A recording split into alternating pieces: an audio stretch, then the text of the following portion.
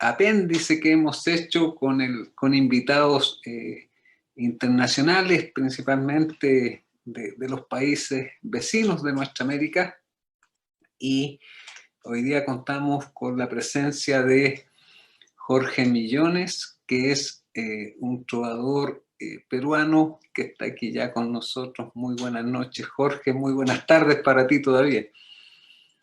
Ya por aquí de noche en este invierno. Muchas gracias, Alex. Un saludo a toda la audiencia.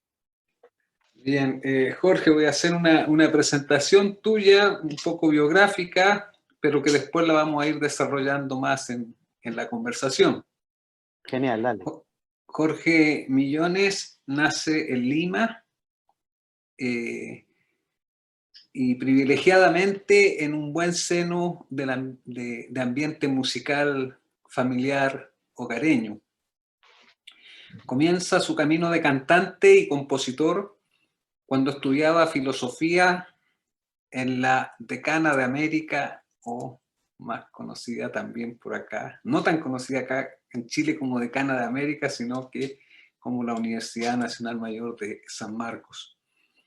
Ahí se integró al movimiento juvenil de oposición a la dictadura fujimorista. Ha dado conciertos en varias partes del Perú, en América Latina y España. También lo hemos tenido por acá en Chile, luego hablaremos un poco más de eso. Su desarrollo artístico se fue dando en la ciudad de Lima, pero también muy significativamente en el Cusco. También se ha destacado por una carrera académica relacionada principalmente a la antropología y a las ciencias sociales, como investigador y como docente.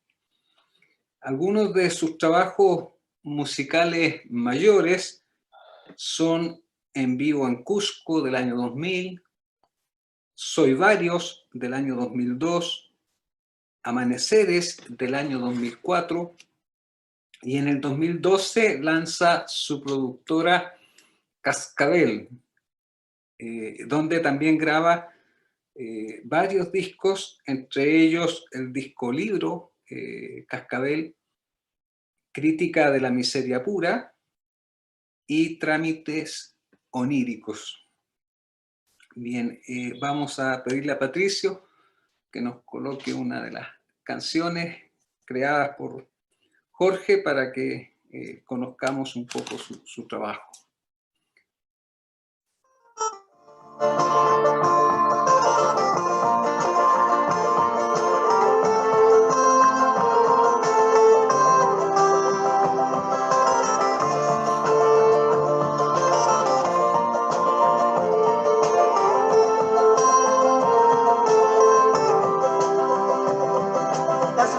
Las avenidas, el ruido ensordecedor, y mira por la ventana el imperio del reloj. Aquí los sueños corrieron, la suerte del perseguido. Aquí los sueños aún duermen, sin nadie que los despierte. Las luces, las avenidas, el ruido de la razón. Por eso le sigo dando cuerda a tu corazón, por eso le sigo dando cuerda a mi corazón. La noche y su gran abrazo, neblina que entra en un bar, tacones hostales tristes, cigarros para olvidar. Ayer soñaba la luna, aullidos entre las brumas. Ayer soñaba que eras mi beso de la fortuna. La noche y su gran abrazo, si ya no puedes dormir, te espero hasta madrugada en la Plaza San Martín. Te espero esta madrugada, si ya no puedes morir. Y escuché tu voz entre las carcajadas, justo era 10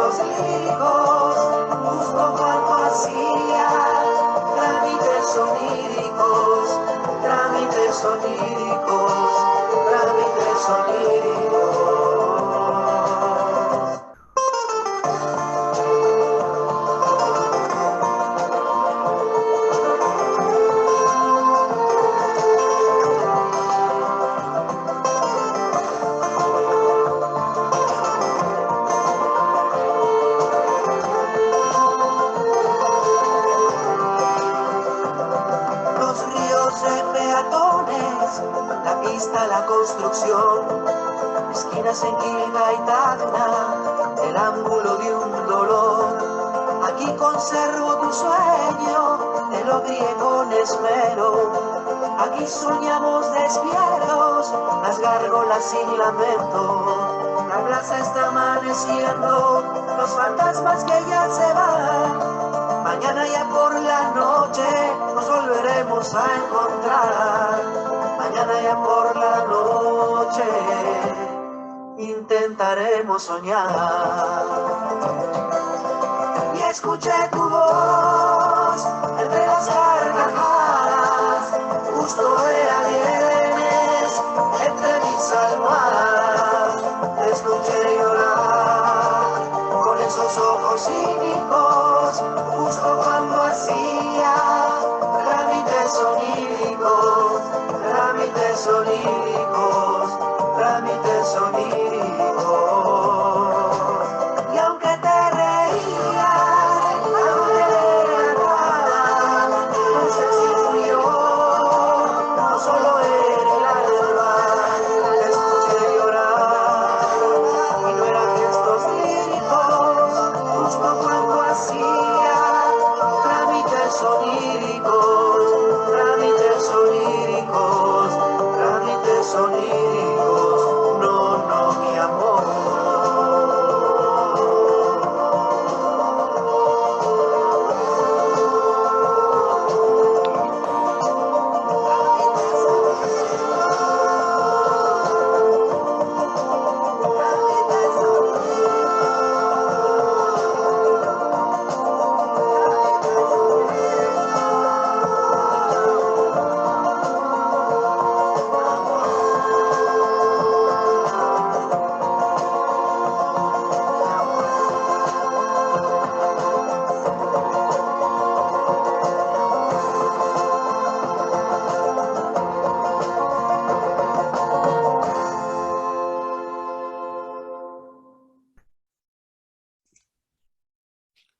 Jorge, bien, te saludo nuevamente, buenas noches, y antes de ir conociéndote un poco más, me gustaría partir que nos comentaras un poco sobre este trabajo que, bueno, a mí me llama mucho la atención porque el trabajo trámite onírico que tiene, entiendo, dos grabaciones, la del 2017 y la de 2019,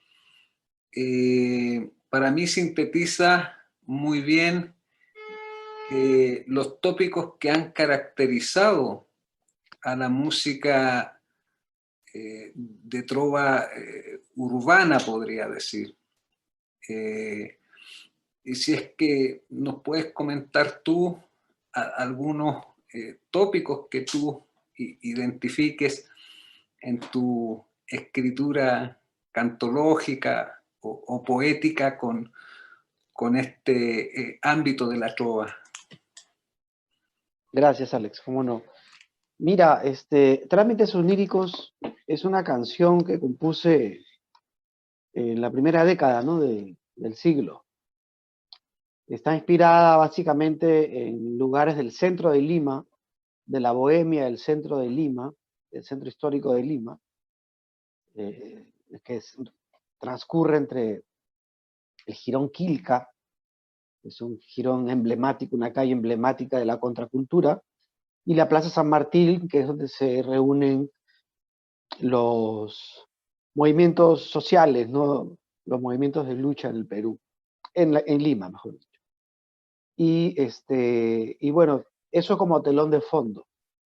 Tiene además una historia de amor-desamor, de ciertas nostalgias, pero que transcurren entrelazadas con el drama nacional también, como te decía, como telón de fondo. Musicalmente le quise rendir de alguna manera homenaje a la música, a la cumbia peruana, ¿no? Lo que se conoce acá como la chicha.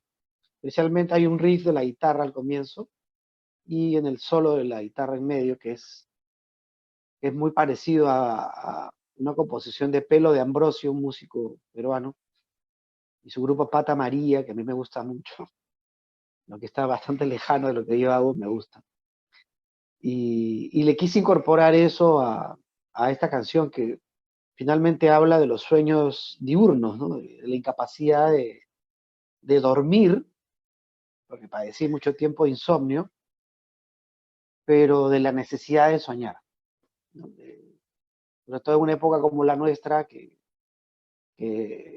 por lo menos yo vengo de los 90, entonces ahí se da algo así como un agotamiento de los mitos, de los horizontes utópicos, de las ideologías, en fin, una erosión de todas esas creencias, ¿no es cierto? Entonces, en ese cambio de época es que yo empiezo a componer y eso creo que ha sido una impronta que me ha acompañado durante muchos años. Entonces, está cargada también, si bien es cierto, de cierta melancolía, también hay una necesidad de creer, ¿no? Por eso el título Trámite Sonido.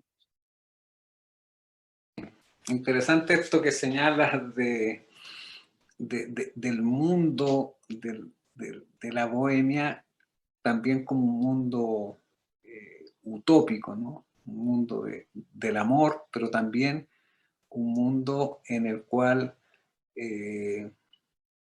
se levantan los temas que tienen que ver con nuestros contextos políticos, culturales. La trova ha sido influenciada y permeada por su contexto, ¿no? Ujú. Y viendo también esa visualidad que tienes ahí a tu espalda y la visualidad que aparece en este video de la canción, ¿cómo se fue dando también tu relación con lo visual? Sí, Trámites Oníricos es un disco que trabajamos Ernesto Salazar, el otro productor, y yo, 2 años. 2 años hicimos una pequeña pausa para producir otro disco de un compañero que lamentablemente nos dejó, de Yuri Boluarte, pero, y que además está de alguna manera influido por este formato que uso en Trámites Oníricos en la producción. Aunque la canción es de antes, reunimos un conjunto de canciones que tenían que ver, ¿no? Tenían un hilo conductor. Y lo que viste es el trabajo de los hermanos Delgado, de César Delgado en la animación y en las artes Mauricio Delgado, que son dos compañeros muy, muy talentosos, con un trabajo muy reconocido, el de Mauricio en la plástica nacional, también vinculado a la izquierda, a la militancia, a los derechos humanos. Entonces, por un tema de cercanía, de amistad, pero también de compromiso por los mismos ideales, suelo convocar artistas que están en otros lenguajes, pero que compartimos ese mismo horizonte, ¿no es cierto? Entonces, con él, además, muchas veces nos hemos encontrado en el centro de Lima, en la Plaza San Martín, nos hemos movilizado juntos, igual que con otros compañeros. Entonces, lo que tienes acá atrás, que lo uso de fondo para mis transmisiones, durante la cuarentena, ¿no? Estos encierros obligados por el COVID, eh, eh, es el centro de Lima, es el Jirón Quilca, en donde se desarrolla pues toda esta bohemia cultural del centro de Lima, y que no viene de ahora, viene de hace décadas. Entonces, resiste, a veces la quieren borrar, a veces resiste, a veces se va, luego regresa. Ahorita está en efervescencia otra vez, lo cual celebro. Y estas canciones tienen mucha de ese humor de la calle, ¿no? de, de, de, de esquina, de bar, de poetas locos y de predicadores y en fin, de toda una fauna muy alucinante y maravillosa que uno se suele encontrar en las plazas públicas. Jorge, y ya que estamos hablando de Lima, tú creciste en Lima, en un barrio característico de la ciudad, después has habitado también otros lugares de la ciudad, principalmente por tu formación en San Marcos, pero vamos primero a tu infancia y cuéntanos un poco, quiero aprovechar de que tuviste la suerte de crecer en un ambiente cultural y musical muy rico. Si es que hay algunas sonoridades que nos puedas contar que tú escuchaste en la infancia y que eran parte de la música tal vez radiofónica o de lo más popular que había en la música en la Lima que creciste? Sí, yo, como ya lo he comentado alguna vez, he tra- me he criado, digamos, hasta la adolescencia prácticamente en los barrios altos, ¿no? Que es un barrio de los primeros que se fundan en Lima una vez que de su fundación española. Los barrios altos es muy interesante porque es un barrio en donde se encuentran eh, casonas antiguas de los nobles de la época del virreinato, y un poquito más allá, una cuadra más allá, encuentras las viviendas colectivas, los callejones, en donde habitaban negros y mulatos, indios también, barrios de indios, de mestizos y de blancos pobres, criollos pobres. De ese intercambio es que nace la cultura criolla, el criollismo. Eh, con el tiempo, esa gente se mezcla después con la migración china y japonesa, china, japonesa, italianas también que llegan ya entrado el siglo XX.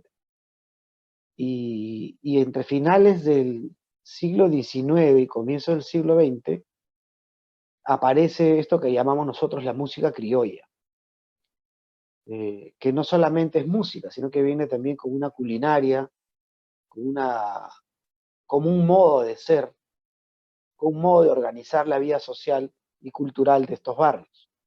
Claro, los barrios altos, pero más allá está el antiguo barrio del Rímac, ¿no? Que antes se llamaba Bajo el Puente.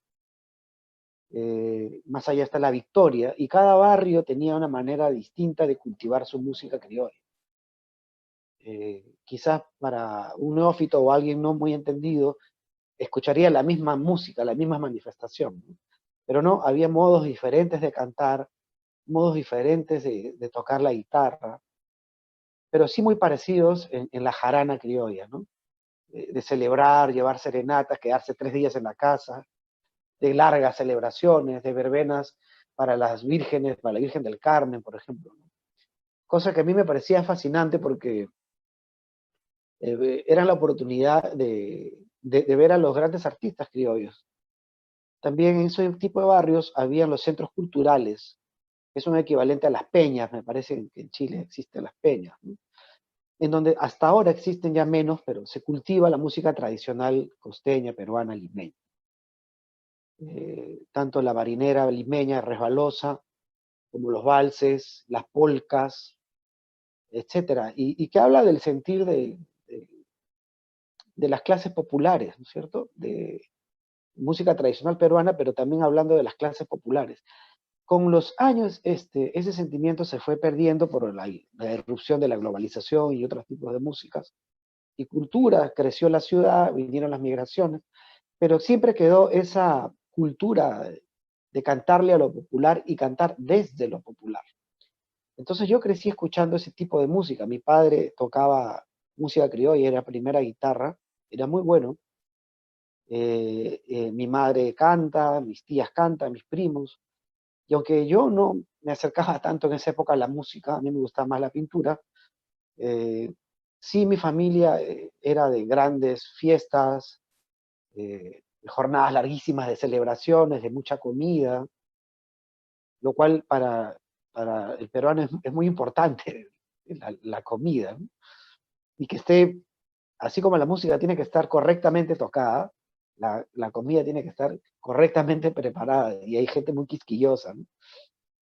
Y nadie quería quedar mal con sus invitados y todo el mundo pues se esmeraba en hacer la mejor carapulcra, la mejor tacu-tacu, en fin, tantos platos que tenemos. Entonces, igual había músicos, ¿no? que tenían formas muy particulares de tocar, de pulsar la guitarra.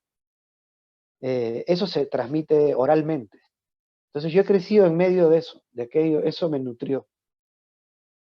Aunque no me diera cuenta, yo me he dado cuenta muchísimos años después. Cuando me hice músico, ahí me di cuenta. Ni siquiera cuando me hice músico, cuando tomé conciencia de que yo era un músico. Me tomó 15 años darme cuenta. Y y dije, caramba, tengo estos giros melódicos de la música criolla, tengo estos bordones, ¿no? Esta manera de tocar. Y claro, se las aprendí a mi papá, aunque él nunca me enseñó a tocar, se las tuve que aprender. Y aprendí las canciones también, ¿no? Y ya luego, ya con más conciencia, empecé a buscar esos espacios para recuperar la tradición porque tuve un corte con Lima, ¿no? Yo me fui al Cusco siendo bastante joven, por temas políticos me empecé a radicar allá y perdí contacto pues con todo aquello, ¿no? Más bien ahí me orienté hacia la música andina, que es otro universo. Y cuando retorné, retomé mi vínculo con la música criolla, con mi familia, una reconciliación cultural, si quieres, y personal con Lima. Y en eso andamos. Entonces, esa fue algo así como mi cuna, ¿no? Mi mecedora de niño. Mis tías que cocinaban delicioso en fogón y en cocinas antiguas. Estas cocinas que eran a querosén, primus le decíamos acá. La época en que el gas pues no se había generalizado. Tenía una tía que escuchaba música de los años 50, 40, ¿no? La Sonora Matancera, Seleno Reutilio, boleros, música mexicana, cubana, Pedro Infante, y eso también me enamoró muchísimo, las guarachas. Entonces tengo una onda bien, bien retro, ¿no? Ya soy más o menos viejo, tengo 50 años, pero me gusta mucho más la música de mis abuelos que incluso la de mis padres, que también me gusta. Sí, nos has traído recuerdos las sonoras fueron tan extendidas en nuestra América, ¿no? La Sí. Matancera es un clásico, Lucho pero Gatica. Lucho Gatica cantando la música peruana, ¿no? Claro. Cantó grandes valses y boleros. Sí, muy querido por Eh, acá. sí, y acá también hemos tenido bastante recepción de la música peruana, de esta música criolla que tú nos aclaras, principalmente de los valses, ¿no? Ujú. Que son conocidos no solo en Chile, sino que es música internacional, patrimonio musical eh, mundial. Eh, y tú nos puedes señalar algunos nombres de estos músicos peruanos que pertenecen a esa tradición. Sí, hay muchísimos, ¿no? Hay un conjunto de canciones que se llaman La Guardia Vieja, que son anónimas, que son finales del 19, comienzos del 20, y que todavía se cantan, están registradas, grabadas. Hubieron dos músicos muy importantes que hicieron una recopilación de todas estas músicas, tuvieron la enorme idea de escribirlas en partituras y llevarlas a grabar a Nueva York y a Argentina, me parece, cuando la industria del disco pues recién estaba naciendo. Son Montes y Manrique, el legado de Montes y Manrique es importante porque conservaron la música de aquellos años y la de un poco antes de ellos, ¿no? Entonces es clave eso. Otro es Felipe Pinglo, que es además de mi barrio, los barrios altos, trabajaba en la imprenta de Mariátegui, era obrero, y además era maestro educador, y un cantor, un gran compositor. Y empezaba a componer esta música tradicional influida más bien por el foxtrot, por el one step, por géneros norteamericanos. O sea, hoy día le dirían que fue un extranjerizante, pero él funda más bien una escuela dentro de la música criolla, ¿no? Que no se llamaba así, obviamente, en esa época. No había esa conciencia, ¿no? Mario Cabañaro, para los más contemporáneos, ¿no? Gran compositor. Eh, eh, el maestro Manuel Acosta Ojeda, que dentro de esta música era un poeta distinto, diferente, ¿no?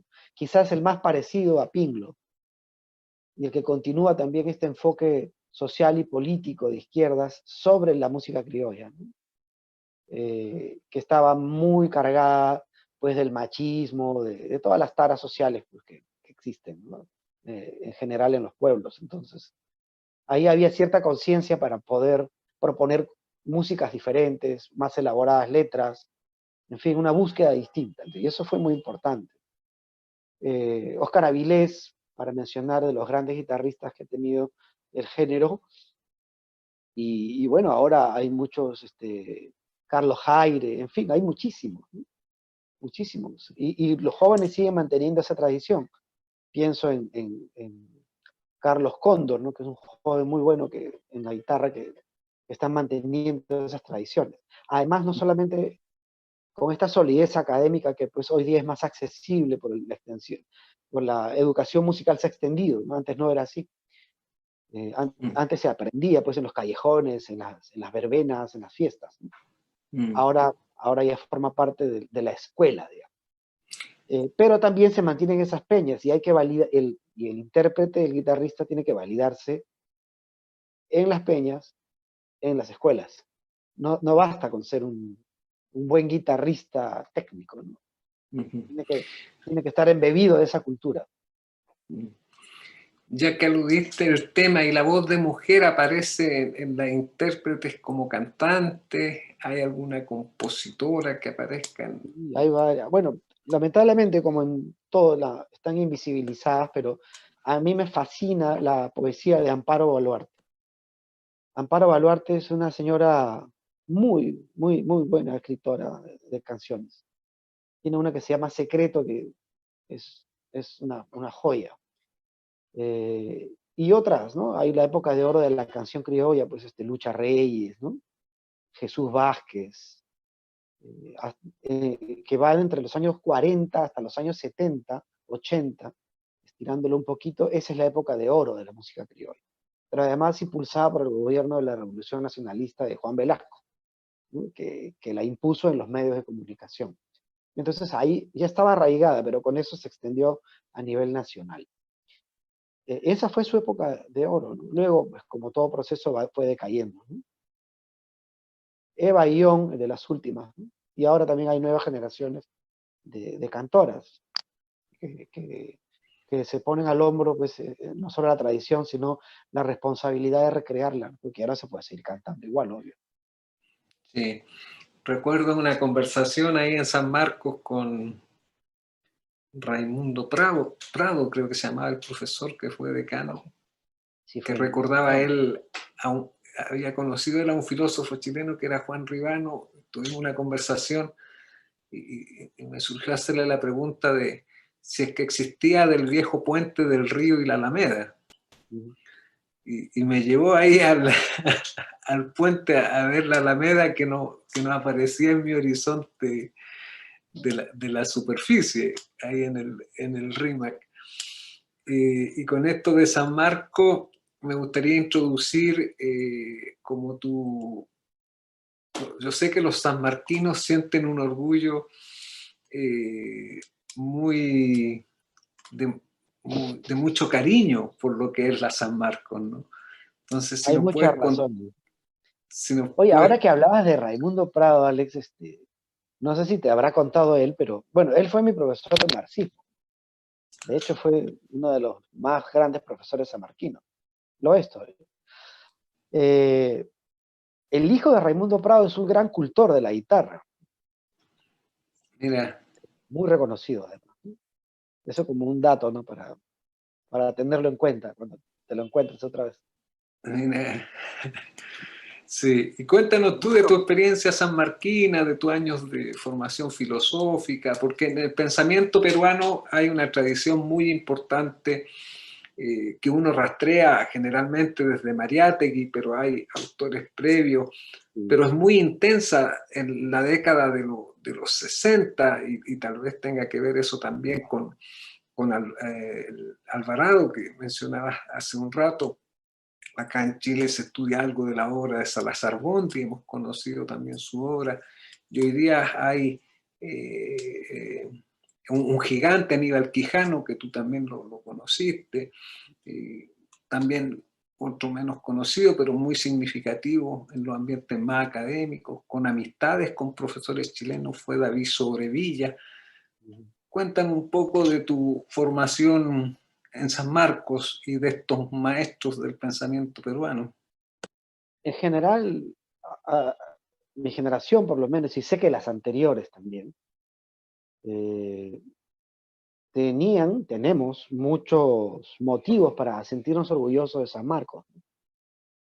En primer lugar, por la larga tradición que tiene San Marcos en América. Es la más antigua, pero además por la talla de pensadores que ha dado, ¿no? Por otro lado, es la universidad pública. Entonces, que, que sea nuestra alma mater significa que nos está sosteniendo el esfuerzo de todo un país, ¿no? Es así, la universidad pública se sostiene por el esfuerzo de todo un país. Ese simple hecho nomás a mí me llena de mucho orgullo, ¿no? Porque las universidades privadas, que hoy día hay como una suerte de competencia, en desmedro de las universidades públicas, porque en estos 30 años neoliberales en mi país lo que ha ocurrido es una destrucción sistemática y sostenida de la educación pública, y han adelantado en mucho las universidades privadas. Y ya casi dicen que la universidad pública no sirve, que está todo mal, en fin. Pero aún así siguen habiendo grandes genios y genias que provienen de la universidad pública. Eso a mí me llena de mucho orgullo. Y por otro lado, San Marcos es conocida como la conciencia crítica del Perú, ¿no? Grandes poetas, luchadores sociales, han salido políticos notables en todos los ámbitos de la cultura y las ciencias. Hasta músicos han salido, imagínate. Entonces, ¿cómo no sentirse orgulloso, ¿no? Mi paso por San Marcos lamentablemente se da en una época de decadencia de la universidad, producto de la intervención del fujimorismo en los años 90 y del golpe militar. Yo ingresé y a los pocos días San Marcos fue tomada por el ejército. Entonces toda mi vida universitaria ha sido como el ejército adentro de la universidad. Ellos mandaban. Ellos reelaboraron la currícula a través de una comisión interventora y tuvimos que ir a buscar a profesores como Juan Abugataz o el propio David Sobrevilla a otras universidades, a las privadas, porque los habían hostigado tanto que tuvieron que irse. Entonces el pensamiento crítico fue acorralado. Pero como San Marcos es poderosa, empezó a florecer el pensamiento crítico y a haber cátedras libres en los pasadizos, no en las aulas, ¿no? Y entonces empezaron a haber talleres de formación, escuelas políticas, y empezó a hacerse una reflexión paralela a la cátedra. Y eso fue muy rico. Entonces uno aprende de San Marcos eso, el ámbito académico, pero sobre todo esta rebeldía de ir a buscar el pensamiento, aunque lo quieran esconder, ¿no? Entonces eso para mí fue muy fuerte, muy, muy fuerte. Porque el San Marcos que yo conocí, pues como repito, era el San Marcos de la crisis, ¿no? De la intervención, de la dictadura. Y sin embargo, fue el San Marcos que a pesar de esas limitaciones, logró sembrar en mí la semilla del pensamiento, ¿no? De la preocupación no solamente política por el país, sino por el pensamiento en sí mismo, ¿no? Por el valor de la filosofía, de ser fiel a una tradición de pensamiento que ha tenido y tiene San Marcos. Entonces, ahora se ha recuperado muchísimo, muchísimo. Se editan libros, gentes independientes, ¿no? De hecho, un saludo para mi amigo Joel Rojas, que tiene un círculo de estudios que se llama Pedro Zulen, con otros compañeros ahí que publican mucho. Entonces, eso a mí me parece súper valioso. Para nosotros era dificilísimo encontrar libros. Y ahora se publica, imagínate. Entonces, claro que me llena de orgullo. Sí, efectivamente conocí a grandes pensadores, ¿no? Como mencionamos a Sobrevilla, a Juan Abugataz, que fue importante, sobre todo para la reforma universitaria, que después tuvo una polémica, pero fue importante para eso, a Zenón de Paz, que fue un maestro, al propio Raimundo Prado, a Aníbal Quijano, Rushdie en el campo de la arqueología. Y en fin, hay una playa de gentes que han marcado el pensamiento desde que yo entré hasta ahora. Y eso pues nos llena de muchísimo orgullo. No voy a hablar del Nobel de Vargas Llosa, que también es San Marcos, pero en fin, prefiero obviarlo. También aprovecho de saludar a Joel y a Rubén, porque soy miembro internacional del Grupo Estudio Pedro Zulen, mandado ese honor estos amigos limeños. ¿Te parece hablemos un poco de la música andina y de tu relación con el Cusco? Sí, sí. Yo llego al Cusco el año 99. Mi intención era migrar hacia la Argentina por cuestiones políticas, pero nos salimos quedando ella, la que en esa época era mi compañera, mi hijo y yo, que era bastante joven, ¿no? En esos años. Y en la necesidad de continuar mi carrera, postulé antropología a la Universidad de San Antonio, también pública en el Cusco. Ingresé, hice vida universitaria también ahí, conocí a maestros, ¿no? También a Jorge Flores Ochoa, en fin, gente de la antropología, ¿no? Y tuve la suerte de conocer, gracias a relaciones familiares, a Ricardo Castro Pinto, que es uno de los 5 exponentes más importantes de la música tradicional cusqueña. Y poco a poco empecé a conocer las sonoridades andinas, ¿no? La forma de tocar también que hay en el Cusco, y sobre todo entre Cusco y Apurímac, el sur andino. Que cada región tiene una manera peculiar y diferente de tocar y de componer, ¿no? Y géneros también muy distintos. Hay huaynos en todo. El huayno pues, es un género andino que recorre todo, desde Bolivia hasta el Ecuador.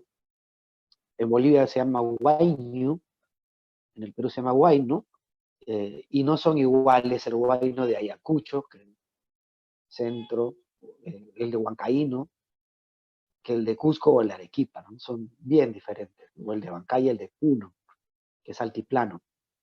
Entonces, esas diferencias regionales enriquecen la música. Conocí también la música ayacuchana, aunque no en el Cusco, ya la conocía de antes, por San Marcos. Estando en el Cusco pude viajar a Huamanga y conocer también. Gracias al dúo Ayacucho, compuesto por Walter Humala y Julio Humala, que es uno de los más grandes exponentes del huayno de Ayacucho. Soy amigo de Julio Humala, tengo el honor. Y ahora también hay compañeros que están relevando ese tipo de música, ¿no? Como Los Cholos, que es un grupo de música tradicional popular peruana compuesta por compañeros jóvenes y que están sosteniéndola por muchos años y muy bien además, manteniendo intacto el espíritu de la tradición. No es una estatua, ¿no? Sino es una cosa viva. Entonces, eso para mí es muy importante. Y de hecho yo he compuesto algunas canciones que tienen muchísima influencia del huayno cusqueño, que es la sonoridad que yo más conocí porque vivía ya más de 20 años. Entonces, es un lugar al que suelo regresar cada año, donde tengo grandes amigos, tengo familia y parte de mi corazón es cusqueño ineludiblemente. Adquiere estas nuevas sonoridades que tienen que ver con la música más originaria o propia de lo que es Cusco, pero tú permaneces, digamos, desarrollando tu estilo musical que tiene de base, ¿no?, a la trova. Y me habías contado también fuera de la entrevista de que en Cusco también había un lugar y había un circuito de trova. Tal vez podríamos mencionar eso. Sí, en los años 80, mucho antes que yo arribara al Cusco, Yuri Boluarte, que fue mi mejor amigo, pero además fue en esos años el cantautor joven, fue un trovador cusqueño que se dio en la tarea desde la universidad de empezar a difundir esta música porque no se conocía o era de grupos muy reducidos. Él empezó a tocar en los locales, en los eventos culturales, en los eventos políticos incluso, que había por allá en esos años, y empezó a mostrarle a la juventud de aquella época que existía música de la nueva trova cubana, de la nueva canción chilena, del canto popular argentino, y él empezó a sacar y a mostrar muchísimo eso. Y se hizo un gran repertorio, entonces fue muy conocido y se difundió mucho. Hacia fines de los 80 y a los 90, a mediados de los 90, él ya tenía un nombre ganado en la escena cusqueña y se encuentra con un músico cusqueño también, pero que había estado mucho tiempo estudiando en Arequipa, que es Ricardo Castro. Se hacen amigos y juntos abren un local, primero para amigos músicos, muy pequeñito, muy underground, que se llama La Oveja Negra, en el barrio San Cristóbal, el año 99. Y en la calle Arcoíris, en una casona colonial hermosa, hermosa. Y sin darse cuenta, le abren la puerta a toda una efervescencia de músicos que estábamos esperando que algo así existiera, ¿no? Entonces empezamos a hacer un montón de actividades culturales, formativas, académicas, artísticas, políticas. O sea, lo que se abrió allí fue la caja de Pandora, pero todo en positivo. Y fue una maravilla, ¿no? Ahí yo aprendí muchísimo del oficio, ahí me profesionalicé, ahí empecé a asumirme músico, ¿no? Porque al lado de otros músicos empecé a conocer ciertos códigos, ¿no? De respeto hacia el oficio, pero también de manejo técnico, pues, el sonido, las afinaciones, en fin, todo el universo que los músicos saben, ¿no? Músicos de escena, ¿no? De tocar en vivo, todos los fines de semana, rutinas, en fin, una serie de cosas. La fraternidad, el compañerismo. Éramos casi órdenes iniciáticas de músicos. Era fantástico. Y, y aprendí muchísimo, muchísimo. No solo de Ricardo y de Yuri, sino de gentes como Darwin Carpio, maestro, cantautor cusqueño, ¿no? De Omar Ponce, un maestro que ahora enseña en el conservatorio, pero yo lo conocí en el Cusco y él estuvo muchos años haciendo, me parece, un posgrado en Chile, ¿no? En musicología. Y así, muchísima gente, ¿no? Amigos, amigas, cantautoras también que aparecieron y que formó un gran colectivo que duró muchísimos años, duró cerca de 10 años, muy, muy unidos y muy, muy potentes, ¿no? Y que solamente, bueno, hemos ido pasando, algunos quedaron, otros regresamos a Lima, otros viajaron, aparecieron nuevos, todavía siguen, y solamente eso se interrumpió por el COVID, ¿no? Ahorita el local volvió a abrir, Ricardo Castro ahora está a cargo de eso, junto a otro gran músico que es Alexis Valdivia, y los están sacando adelante, ¿no? Ahora han aparecido muchísimos más. Había otro local que se llamaba justamente La Trova, que quedaba al lado del sindicato de trabajadores y que era de orientación claramente comunista, ¿no? Ese local. Ahí también toqué muchísimos años. Tenía otro perfil al de la Oveja Negra, pero básicamente eran las mismas músicas, entonces eh, era como uno era hacer el otro y viceversa, ¿no? Dos lugares con el mismo repertorio. Mismo repertorio, quizás un espíritu diferente, pero mismo repertorio. Sí, ya que ha salido el tema político también, tú tienes una vinculación como al trabajo con movimientos y con colectivos y claramente con una militancia en lo que podríamos llamar la contracultura. ¿Cómo llegaste a asumir ese tipo de trabajo desde el arte en este caso? Yo creo que en San Marcos se da la oportunidad, ¿no? Porque aunque yo había aprendido a tocar poquito antes de ingresar a la universidad, ya la universidad empieza a componer y me integro a la vida política de la universidad porque, bueno, pasaban cosas muy fuertes, ¿no? Con la intervención militar, muy agresivas, muy violentas. Entonces, el movimiento juvenil de esa época, el movimiento estudiantil, se pone como tarea, pues, luchar contra la dictadura fujimorista y sacar a los militares, en el caso particular de los que veníamos de universidades públicas, porque estaban tomadas las universidades por el ejército. Ibas, pasabas por el comedor universitario y estaban los tanques, ¿no? Adentro de la universidad. Y los soldados en las terrazas, los techos. En fin, era muy fuerte. Entonces, a veces habían enfrentamientos con ellos. Había grandes movilizaciones estudiantiles y había enfrentamientos. En algunos casos, caídos, desaparecidos también. Entonces, en ese clima complejo, yo empiezo a componer y a contar un poco las historias de mi generación en esa lucha. Entonces fui desarrollando una conciencia política por eso, ¿no? Por lo que pasaba. Me vinculo primero a este movimiento de jóvenes que luchaban por la democracia en esos años y simultáneamente se abre un espacio en el centro de Lima, ocupa, ¿no? Se ocupa una casona antigua por unos compañeros y nace el Centro Cultural Contracultural El Averno, en donde recalaban todo tipo de géneros, pero la idea era la contracultura, ¿no? Poetas, pintores, músicos, estaban la gente que hacía punk, los folclóricos, los troveros, todos mezclados, ¿no?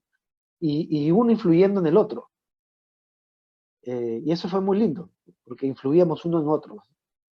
Y lamentablemente ahí se corta mi experiencia en Lima, y yo me voy a Cusco y ahí, bueno, ya se abre otra historia para mí en la Oveja Negra, pero ese movimiento quedó aquí en Lima. Entonces, cuando yo regresaba a Lima, me articulaba rápidamente esos amigos porque ese era mi espacio, ¿no? Pero también yo soy militante de izquierda y he militado siempre en un colectivo y luego ahora en un partido. Entonces, nunca he estado por fuera de aquello, ¿no? Claro, aunque ahora trabajo de músico, antes yo era más bien un militante que hacía música. Yo creo que ahora se ha invertido la cosa, soy un músico que milita, que ya no soy tan militante como antes lo era, ¿no? Porque bueno, en fin, hay mucha responsabilidad, pero, pero ahí sigo, ¿no? Produzco para otros compañeros que también están en esta línea, ¿no?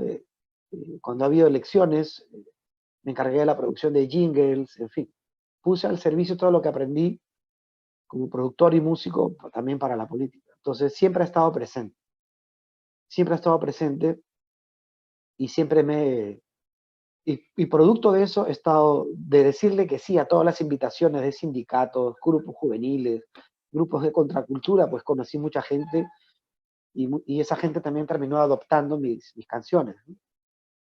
Entonces, ha sido casi como una carambola, ¿no? Que fue un primer impulso y una cosa llevó a la otra y no paramos nunca. Por ahí aparece en tu biografía lo de juglares. La trova tiene que ver con esa poesía, ¿no? Esta poesía que se canta en los espacios públicos, ¿no? Y es la poesía la que te ha abierto espacios en la música, pero desde la poesía. Y por la poesía también has visitado Santiago y has Así es. tenido encuentro con poetas de acá. ¿Algún recuerdo de eso? Y fue un recuerdo maravilloso, ¿no? Encontré la oportunidad a partir de una invitación de José María Memet, poeta chileno, que me dijo que un día me ubicó y ya vivía en Cusco, me parece el año 2007, o 2008, hacia fines del 2007, por ahí, y me hizo una invitación como parte de una delegación peruana de artistas, dentro de los que se encontraban Javier Lazo, ¿no?, que luego sería mi productor, Miriam Quiñones, un grupo criollo de los Barrios Altos y yo. Entonces los 4 fuimos.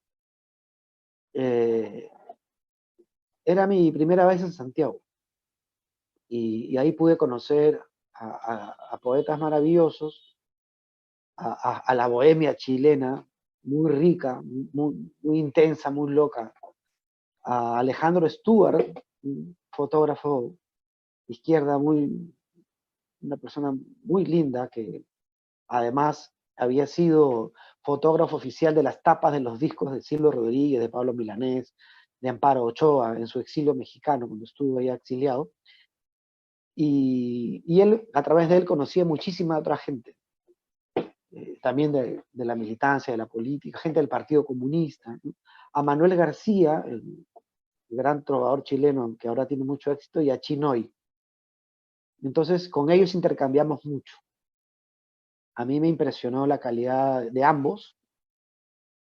Soy hincha de Manuel y yo sabía que iba a llegar muy lejos pronto, muy lejos. Él acababa de sacar su disco Pánico y me contaba que lo acababa de sacar gracias a haber ganado unos fondos del municipio, creo que era el Fondart, si no me equivoco, así se llamaba. Entonces él había concursado, había ganado y con eso había financiado su disco. Entonces me parecía, escuchaba esto con una envidia terrible porque acá no existe eso, ¿no? O en esa época pues no existía. Y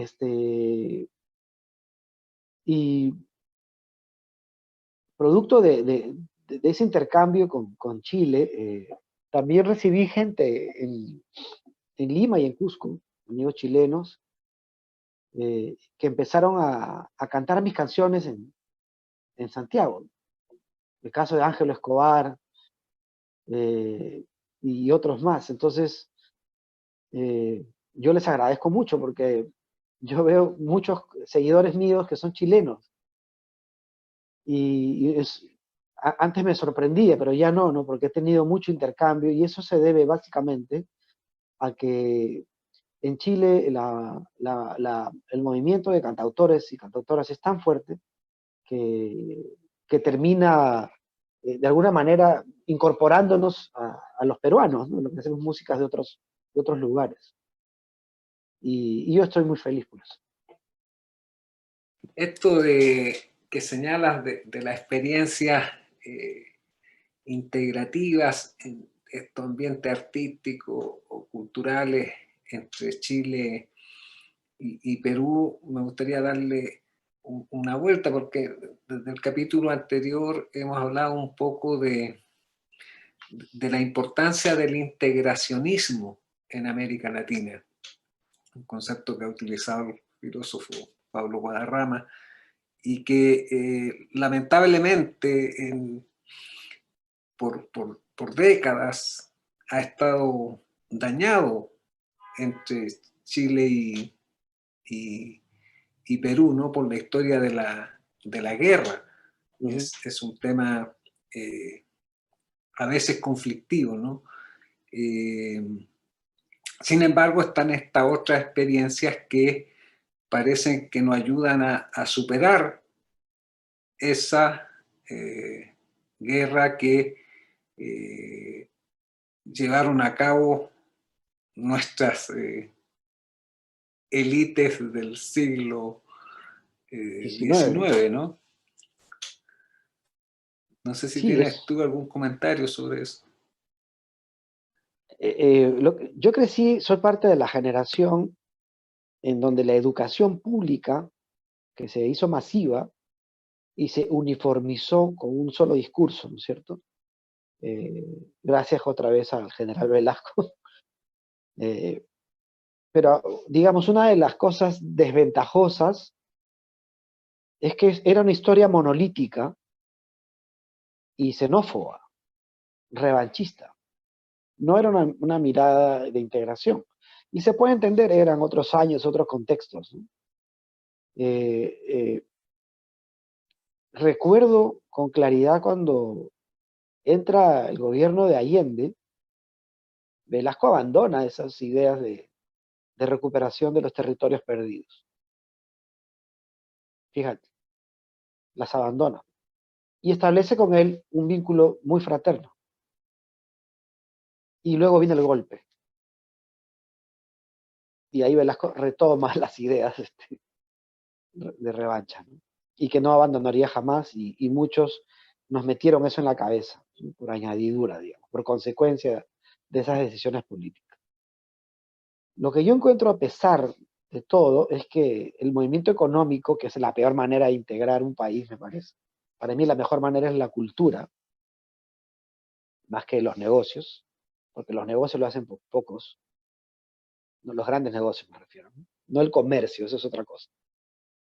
Eh, lo que más ha funcionado es el intercambio, y lo que más nos divide es el fútbol. Te das cuenta que ahí se reproduce también sociológicamente se reproduce esta lógica de guerra.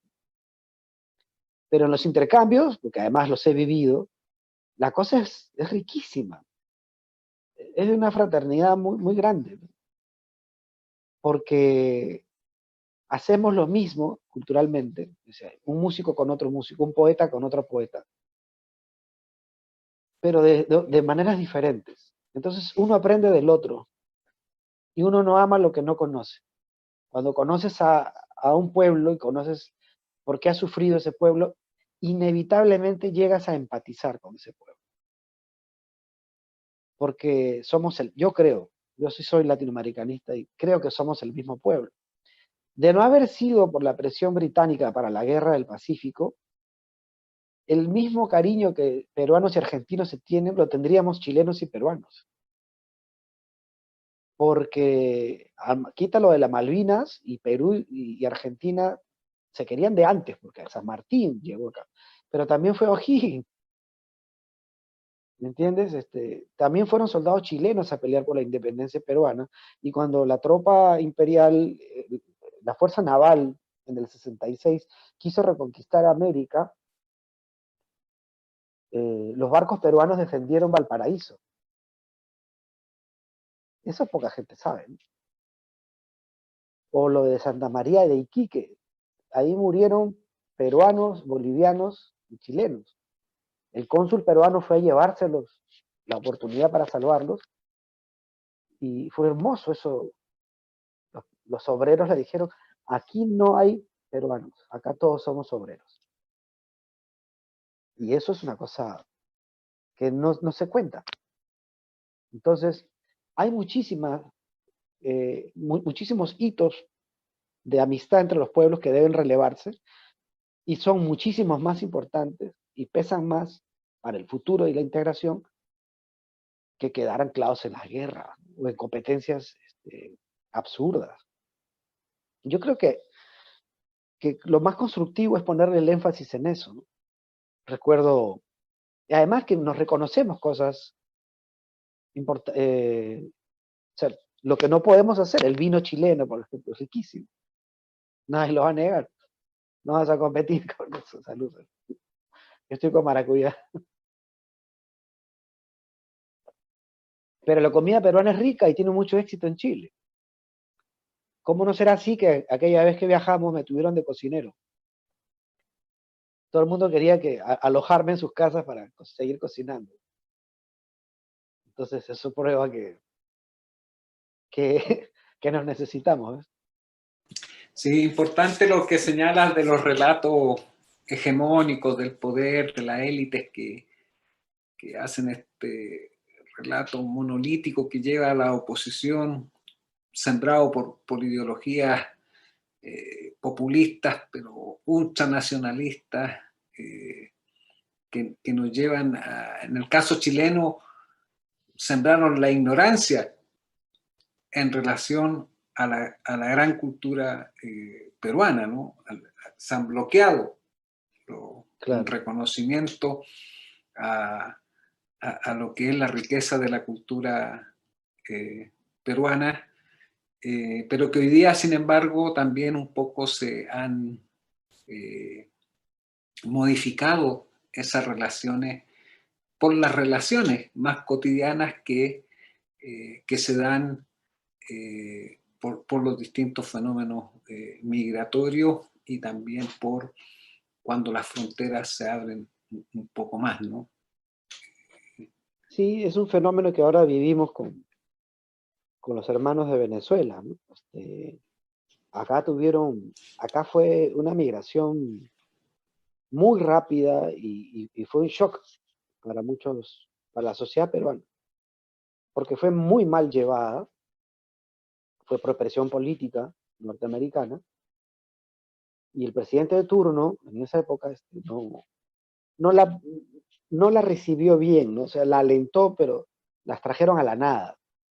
Y cuando llegaron se dieron con la sorpresa de que nada de lo que le habían prometido era cierto.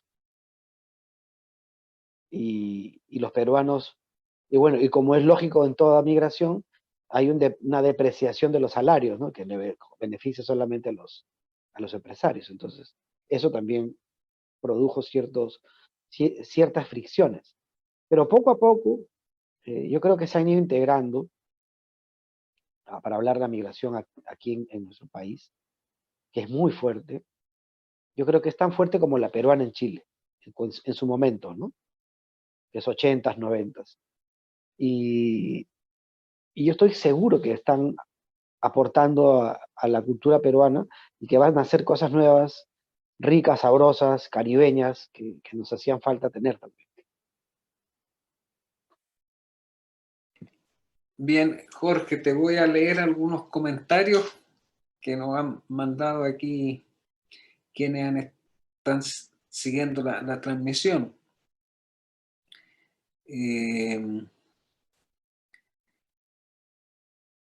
Han Schuster, que es un poeta que cuando vengas seguramente lo vas a conocer ahora. Un abrazo grande desde Santiago de Chile. Un abrazo también. Marina Lupi.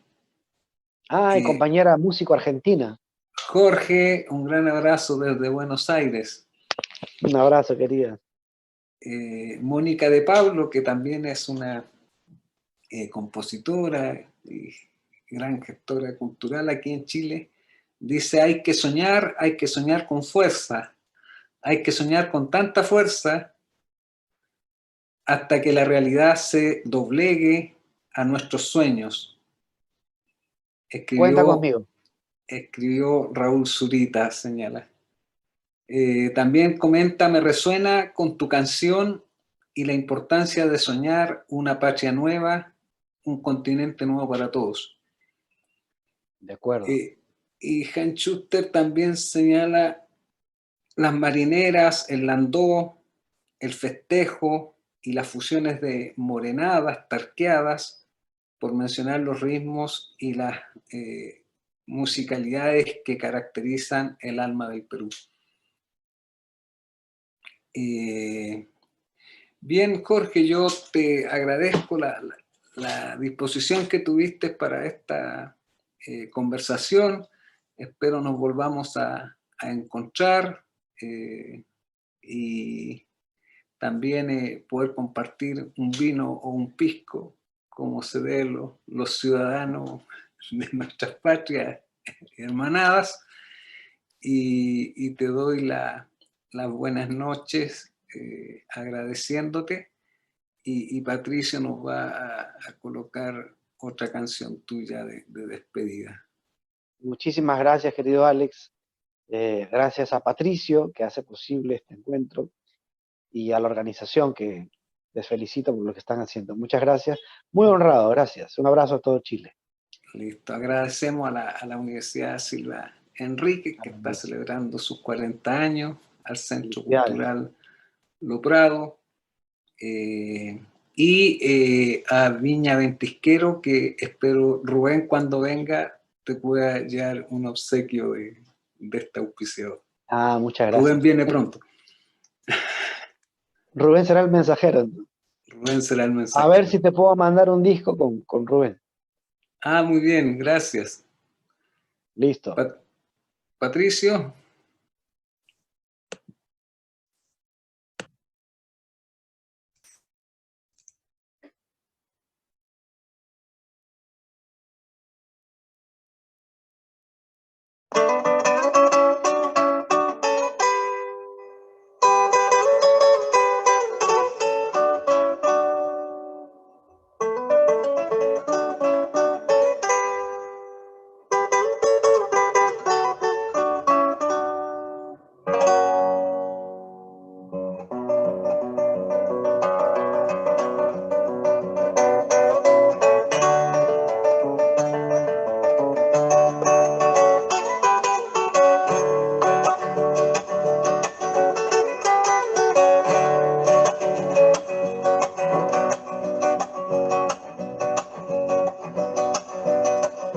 Yo te miraba por el ojo de un cigarro, mientras el humo iba insinuando desnudez.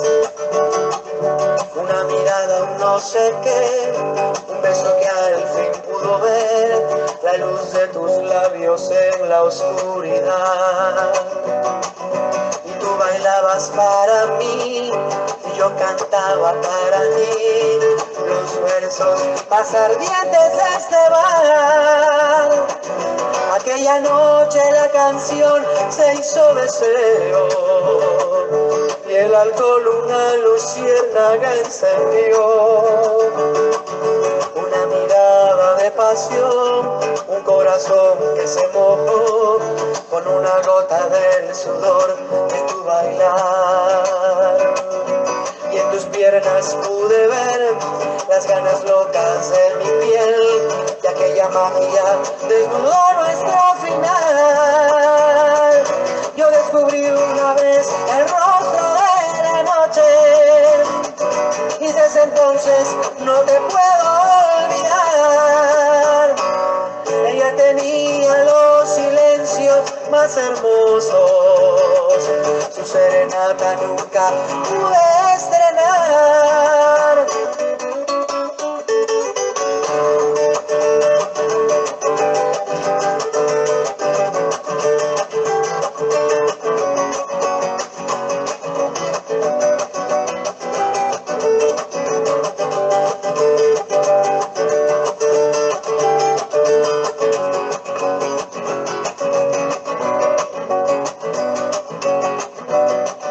Ahora me miran por el ojo de un cigarro, y mientras canto esta canción tú ya no estás.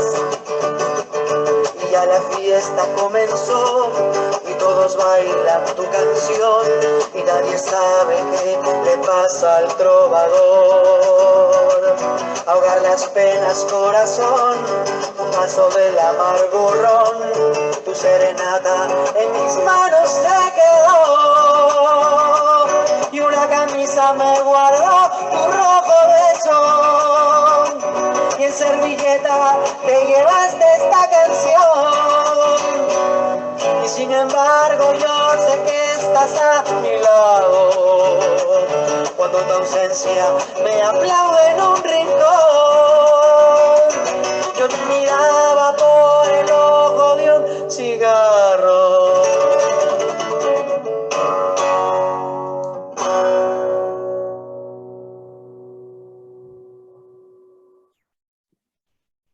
Bueno, les recuerdo que el próximo miércoles tenemos de invitado a César Junaro desde Bolivia.